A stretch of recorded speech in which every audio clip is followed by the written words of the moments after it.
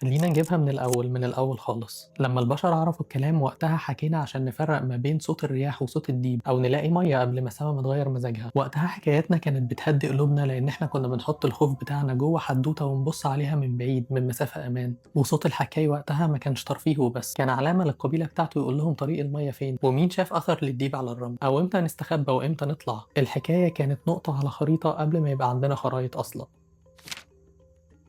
بعد آلاف السنين الحكاية اتعقدت وما بقاش يكفي إن إحنا نرسم الغزالة بس، بقينا محتاجين علامات تحكي أصواتنا نحفرها في الطين والحجر. هنا الغزالة بنربطها لأول مرة مش رسمة بس، ولكن حروف تتقري وتتنسخ، وزي ما ظهرت في المسمارية بتظهر برضه في الهيروغليفية. ووقتها بنقرا ملحمة بيصيغها جلجامش بتحكي عن الفناء وخوفه منه، وبنسمع لأول مرة عن مفاهيم ضخمة جدا زي الفناء والصداقة.